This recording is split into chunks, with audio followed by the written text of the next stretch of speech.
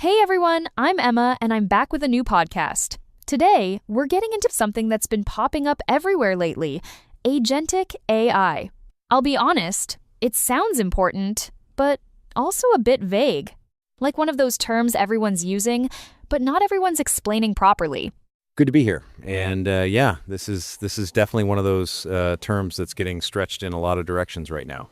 Exactly. So let's narrow it down what's actually different here compared to the automation people already know. Traditional automation is pretty straightforward. You define the steps, the rules, the conditions, and the system follows that path. It's predictable, which is great. But the flip side is, it doesn't handle variation very well. If something falls outside what you defined, it struggles. So it works best when things don't change much. Right. Stable processes, clear inputs, repeatable outcomes, that's where it shines. Agentic AI comes in when things aren't that neat. Instead of defining every step, you're setting an outcome, and the system figures out how to get there. Which sounds simple, but it changes how you think about control. Yeah, that's the part that feels a bit uncomfortable. You're not really telling it how to do something anymore. Exactly. You're giving it room to decide. And that's powerful, but also something you need to be careful with. Because now you're not managing a process step by step, you're overseeing what the system is doing and making sure it stays aligned with your goals. So this is less of a tech shift and more of a mindset shift. Indeed. And that's where a lot of companies misstep. They look at agentic AI and think, this replaces what we already have. But in reality, it doesn't always make sense to swap things out.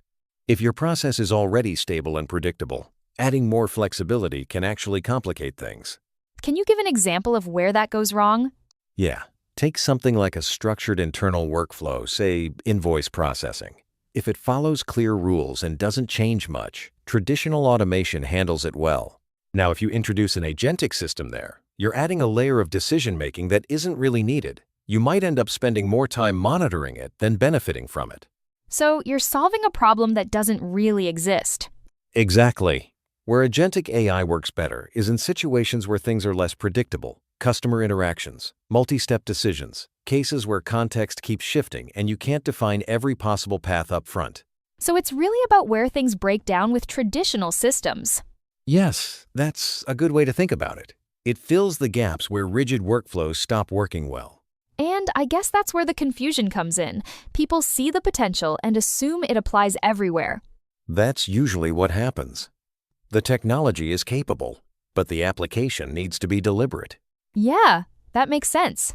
Sanjeev, this actually cleared things up quite a bit. It feels less of a viral term now and more of a decision that needs to be made carefully. Glad I could help. And to everyone listening, if you're looking at AI right now, don't just chase what's new. Figure out where it actually fits for your business. We've got more conversations like this coming up. Stay tuned.